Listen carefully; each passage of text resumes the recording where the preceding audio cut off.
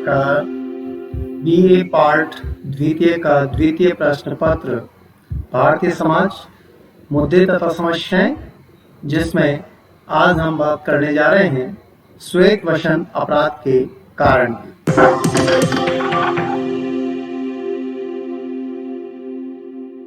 देखिए, श्वेत वसन अपराध की जो कंसेप्ट है वह अमेरिकन समाजशास्त्री E.H. सदरलैंड ने प्रस्तुत की।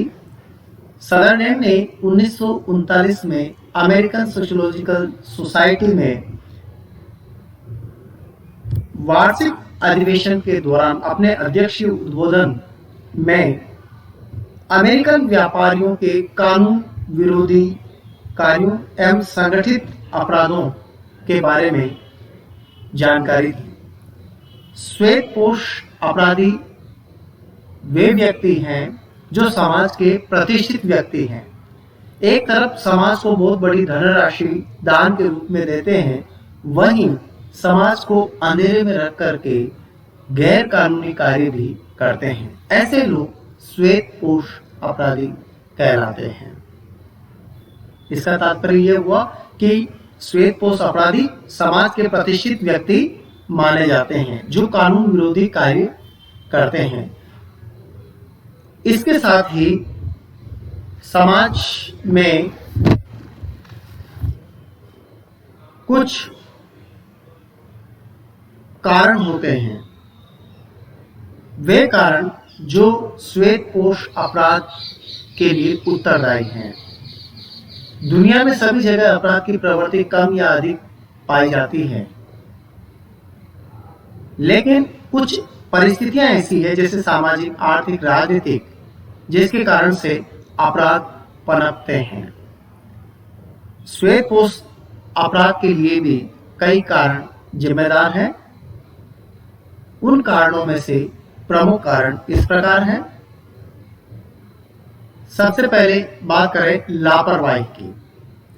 कई लोग इतने लापरवाह होते हैं कि वे बिना दस्तावेजों को पढ़े ही हस्ताक्षर कर देते हैं। उन्हें इकरारनामे की सामान्य बातें समझा दी जाती है और मूल बातें रह जाती हैं, जो उनके लिए बाद में हानिप्रद सिद्ध होती है। देखिए, कई बार जब समझौते की बात आती है या किन्हीं दस्तावेजों पर साइन की बात आती है, जैसे बैंक के द्वारा या किसी अन्य के द्वारा, जो बड़े बड़े काम व्यवसाय के दौरान होता है, तो लोग पूरी शर्तें नहीं पढ़ते हैं। जब उनको धनराशि चाहिए होती है तो देखते हैं कि मेरे को कैसे भी स्थिति में मिल जाए, फटाफट मिल जाए मेरे को धनराशि, तो वो उन नियमों को उस साइन करते वक्त अनदेखी कर देते हैं। यह उनकी सबसे बड़ी लापरवाही है। इसके कारण से जो श्वेतपोश जो अपराध की प्रवृत्ति है वो बड़ी है।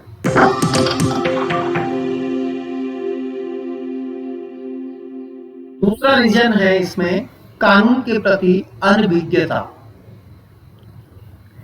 वर्तमान समय में विभिन्न प्रकार के कानूनों की संख्या इतनी बढ़ गई है कि अनपढ़ एवं साधारण व्यक्ति तो क्या, शिक्षित लोग भी कई कानूनों को नहीं जानते। इनका लाभ श्वेत वसन अपराधियों को मिलता है। जैसे खानों या कारखानों में चोट लग जाने पर हर्जाना संबंधी बने कानूनों का ज्ञान श्रमिकों को नहीं होने से इसका लाभ उद्योगपतियों को मिलता है। चंदा एकत्रित करने, बोगस कंपनियां खोलकर शेयर वितरित करने तथा झूठा दिवाला घोषित करने आदि से संबंधित कानूनों का लोगों को साधारणतः ज्ञान नहीं होता है, जिसका उच्च वर्ग के अपराधी नाजायज लाभ उठाते हैं। देखिए, समाज के जो एक इंडस्ट्रियल औद्योगिक रूप से बड़े बड़े मिल कल कारखानों के मालिक होते हैं, वो कुछ नियम ऐसे हैं जो मजदूरों को नहीं बताए जाते हैं। परिणाम स्वरूप उनसे साइन करवा लिया जाता है, और जब मजदूर मिल फैक्ट्रियों में विकलांग हो जाते हैं, मशीनें में हाथ पैर आ जाते हैं, तो ऐसी स्थिति में बड़े बड़े जो उद्योगपति है उनके लिए कोई व्यवस्था नहीं कर पाते हैं। उसमें लिखा हुआ नहीं होता है, जबकि उसमें नियम है, परंतु उनको यह ज्ञात नहीं करवाया जाता है। परिणाम स्वरूप इसका लाभ उद्योगपतियों को मिलता है। आकर्षक विज्ञापन। वर्तमान में लोग अपनी वस्तुओं का विज्ञापन इतने आकर्षक ढंग से करते हैं कि सामान्य व्यक्ति उनके जाल में फंस जाते हैं और वे ठग लिए जाते हैं। कई बड़ी बड़ी कंपनियां होती है, उनके विज्ञापन अच्छी तरीके से दिखाए जाते हैं कि ये बढ़िया ये बढ़िया, लेकिन उनमें कुछ कमियां होती है और वो ठग के शिकार हो जाते हैं व्यक्ति जो इनको अपनाते हैं। कानून की अपर्याप्तता चौथा रीजन है इसमें। कानूनों की अस्पष्टता, दोहरे अर्थ एवं कमियां भी श्वेत वसन अपराधियों को दंड से बचा लेते हैं। कानून की अपर्याप्तता एवं अस्पष्टता के कारण ही करों में चोरी, रिश्वत एवं अनैतिकता को प्रोत्साहन मिलता है। श्वेत वसनधारी न्यायाधीशों एवं वकीलों को बड़ी धनराशि देकर कानून एवं न्याय का पलड़ा अपने पक्ष में कर लेते हैं। देखिए, कानून की अपर्याप्तता का तात्पर्य दोहरे अर्थ होते हैं। कानूनों की अस्पष्टता यानी जब कोई भी कानून लिखा हुआ है तो वो स्पष्ट नहीं होने के कारण जो शक्तिशाली व्यक्ति है उसकी कमी का लाभ उठा लेते हैं। परिणाम स्वरूप जो कमजोर व्यक्ति है उसको फायदा नहीं मिल पाता है। इससे श्वेतपोश अपराधी और शक्तिशाली हो जाते हैं। पांचवा, क्षतिग्रस्त व्यक्तियों की निष्क्रियता। जो व्यक्ति श्वेत वसन अपराध के कारण ठगे जाते हैं या क्षति उठाते हैं, वे कानूनी झंझटों से बचने के लिए कोई कानूनी कार्रवाई नहीं करते। अधिकांश लोग कानून की लंबी प्रक्रिया, न्याय प्राप्त होने में देरी एवं धन खर्च करने में असमर्थ होने के कारण भी कानूनी उलझन में नहीं उलझना चाहते। इसका लाभ श्वेत वसन अपराधी उठाते हैं, वे अपराध करने में भी नहीं हिचकिचाते। अब यहाँ पर कुछ लोग ऐसे भी हैं जो देखते हैं कि भाई फालतू की झंझट है, पुलिस के चक्कर लगाना है, न्याय के चक्कर, कोर्ट में चक्कर लगाना है, तो इनसे छुटकारा पाने के लिए वो कानून के पास जाते ही नहीं है, उनकी बात करते नहीं है। अपनी स्पष्ट बात जो कहनी चाहिए संबंधित विभाग में वो नहीं कह पाते। परिणाम स्वरूप वो लोग जो श्वेतपोश अपराधी है वो शक्तिशाली होते जाते हैं। व्यापार की जटिलता। औद्योगिकरण एवं विशेषीकरण के कारण व्यापार एवं वाणिज्य की प्रकृति इतनी जटिल हो गई है कि उसे विशेषज्ञ ही समझ सकते हैं, सामान्य व्यक्ति नहीं। श्वेत वसन अपराधियों द्वारा लोगों को सरलतापूर्वक ठग लिया जाता है।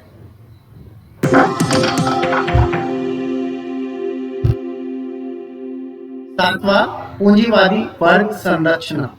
सदरलैंड ने अपने अध्ययन के आधार पर यह निष्कर्ष निकाला कि जिस समाज में लोगों में वर्ग चेतना तथा सामाजिक स्थिति के प्रति जागरूकता पाई जाती है, वहां लोग अधिकाधिक अपने व्यवसाय के द्वारा धनोपार्जन में लगे होते हैं ताकि वे अपनी सामाजिक स्थिति और प्रतिष्ठा को बनाए रख सके।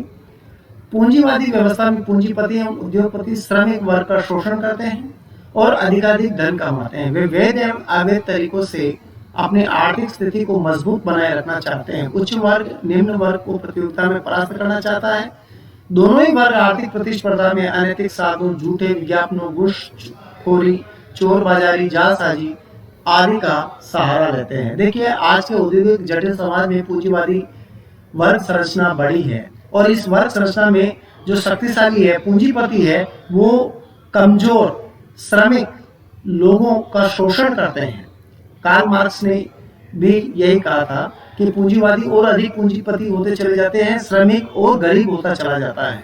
यानी गरीब लोग और अधिक गरीब हो रहा है, अमीर लोग और अधिक अमीर होते चले जाते हैं। इनके बीच की बड़ी खाई होती है और यही कारण है कि इन दोनों के बीच में एक ऐसी स्थिति आती है जो वर्ग संघर्ष की बात करते हैं। तो यहाँ पर आर्थिक प्रतिस्पर्धा के कारण, चाहे वो उच्च वर्ग का हो या निम्न वर्ग का हो, अमीर हो या गरीब हो, दोनों जो है कानूनों के विरुद्ध कार्य करने लग जाते हैं। ऐसी स्थिति में भौतिकवादी मनोवृत्तियां वर्तमान समय में लोगों में भौतिकवादी मनोवृत्ति बड़ी है, यानी भौतिकता का महत्व बड़ा है, पदार्थ का महत्व बड़ा है। What you have not what you सा, आपके पास क्या है उससे कोई मतलब नहीं है, आप लोगों को क्या दिखा सकते हो, ये भौतिकतावादी। प्रत्येक व्यक्ति येन केन प्रकारेण धन कमाकर अधिकाधिक सुख सुविधाएं प्राप्त करना चाहता है। आज व्यक्ति का मूल्यांकन भी इस आधार पर किया जाता है कि उसके पास कितनी संपत्ति है। आज अधिकांश व्यक्तियों के जीवन का लक्ष्य शारीरिक एवं इंद्रिय सुख सुविधाएं प्राप्त करना ही रह गया है, जिन्हें जुटाने के लिए समाज विरोधी विधियों का सहारा लेते हैं। यानी भौतिकतावादी संस्कृति के अंदर केवल पदार्थ मेटेरियलिज्म को महत्व दिया जा रहा है। लोगों को दिखावा की संस्कृति, जो दिखावटी संस्कृति है, उसको बताया जाता है। और इसी कारण से श्वेतपोश अपराध की प्रवृत्ति भी बढ़ी है। नवा है आर्थिक असमानता। औद्योगिकरण एवं मशीनीकरण ने समाज में आर्थिक विषमता पैदा की है। एक तरफ उत्पादन के साधनों पर नियंत्रण रखने वाले पूंजीपति हैं, तो दूसरी तरफ श्रम बेचकर जीवन यापन करने वाले गरीब श्रमिक है। इन दोनों के बीच में मध्यम वर्ग भी है। उच्च वर्ग वाले लोग दूसरे वर्ग के लोगों को आगे बढ़ने से रोकते हैं। ऐसा करने के लिए वे मनमाने एवं कानून विरोधी तरीके अपनाते हैं। लोग समाज के आर्थिक हितों को ध्यान में नहीं रखते हैं तथा जालसाजी, झूठी विज्ञापनबाजी, फरेब आदि के द्वारा उच्च सामाजिक प्रतिष्ठा प्राप्त करने के लिए प्रयत्न करते हैं। यहाँ पर समाज में 3 वर्ग देखने को मिल रहे हैं, उच्च वर्ग, मध्यम वर्ग और निम्न वर्ग। उच्च वर्ग जो है निम्न वर्ग मध्यम वर्ग का शोषण करता है, और मध्यम वर्ग ये चाहता है कि मैं अपनी स्टेटस को बनाए रखूं। उच्च वर्ग देखता है कि मैं और अधिक अमीर बनूं, और गरीब भी वह गरीब रहना नहीं चाहता, वो भी मेहनत करके आगे बढ़ना चाहता। परिणाम स्वरूप जब ऐसी स्थिति आती है तो वे आर्थिक हितों को ध्यान में नहीं रखते। परिणाम स्वरूप जालसाजी, झूठे विज्ञापनबाजी, फरेब आदि का ये लोग सहारा लेते हैं, जिससे श्वेतपोश अपराध की प्रवृत्ति पनपती है। राजनीतिक कारक। राजनीतिक अस्थिरता भी श्वेतपोश अपराध को जन्म देती है। राजनीति आज एक पेशा बन गई है, अर्थात व्यवसाय बन गई है। अनेक राजनेता, मंत्रीगण एवं प्रतिनिधि अपने स्वार्थ के लिए तस्करों, चोरों, डाकुओं, स्मगलरों आदि को शरण देते हैं। अब ये एक विद्वान ने यह कहा था कि राजनीति गुंडों की शरण स्थली है, अर्थात जिन लोगों को कोई स्थान नहीं मिलता है वो राजनीति में प्रवेश कर जाता है। लेकिन महात्मा गांधी ने यह कहा था कि राजनीति एक सर्पिणी की भांति है जो मनुष्य को सदैव डसती रहती है, लेकिन मैं इस सर्पिणी से जूझना चाहता हूं। यद्यपि राजनीतिक जो कारक है उसमें परिवर्तन देखने को मिला है, लेकिन फिर भी जो वर्तमान में जो ये व्यवस्था दिखाई दे रही है कि इससे श्वेतपोश अपराध की प्रवृत्ति बढ़ी है। दोषपूर्ण कानूनी व्यवस्था। 11वां, व्यापार, वाणिज्य एवं उद्योगों को नियंत्रित करने वाले कानून इतने निष्क्रिय एवं दोषपूर्ण हैं कि वे अर्थव्यवस्था के संचालन एवं नियमन में सहयोग प्रदान नहीं करते। कई बार आर्थिक क्षेत्र में किए जाने वाले अनेक अपराधों की तो जानकारी तक भी नहीं हो सकती। फिर दंड व्यवस्था भी त्रुटिपूर्ण है। कानून व्यवस्था में भी सुधार की गुंजाइश है।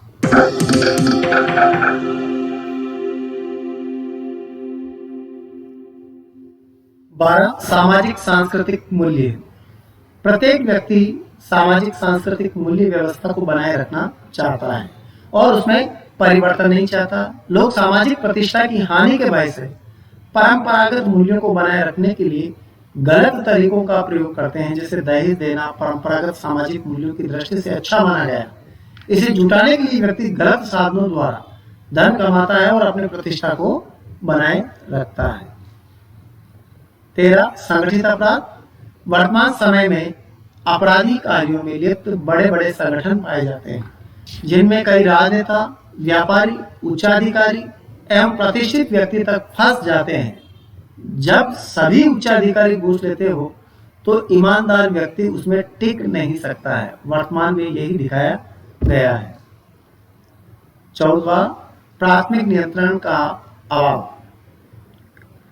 देखिए, प्राथमिक में परिवार, पड़ोस, मित्र मंडली, नातेदारी समूह आदि आते हैं जो व्यक्ति के व्यवहार को नियंत्रित करते हैं। लेकिन ज्यों-ज्यों जटिलताएं बढ़ी है, परिणाम स्वरूप इनका महत्व भी बढ़ा है। महानगरों में तो पड़ोस तक को नहीं जानता है। परिणाम स्वरूप उस पर नियंत्रण, जो अनौपचारिक नियंत्रण है, प्राथमिक नियंत्रण, वो स्थिर हुआ है। लोगों में स्वतंत्रता एवं मनमानी करने की प्रवृत्ति बढ़ी है। नैतिकता, ईमानदारी तथा सच्चरित्रता का ह्रास हुआ है। धर्म एवं ईश्वर में आस्था कम हुई है। परंपराओं एवं प्रथाओं एवं रीति रिवाजों की पकड़ स्थिर हुई है।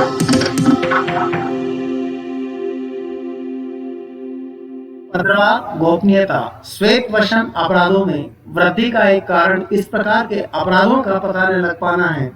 ठगे जाने वाले लोगों के बारे में दूसरे लोगों को पता नहीं चलता है तथा क्षतिग्रस्त व्यक्ति भी हानि उठाने के बाद उस घटना को लोगों द्वारा मजाक उड़ाने के भय से किसी से नहीं कहता है।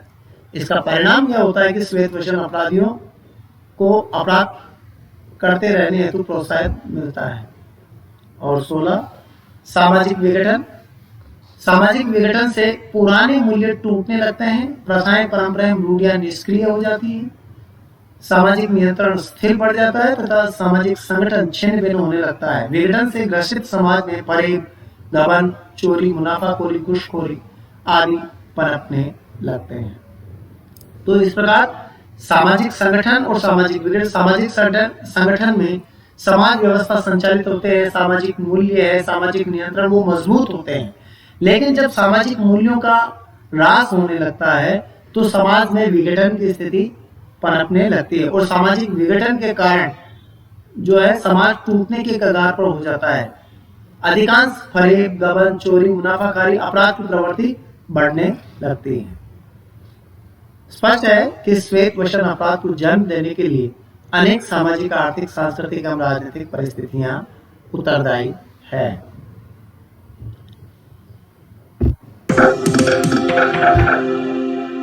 आज तक बस इतना ही। बहुत बहुत धन्यवाद।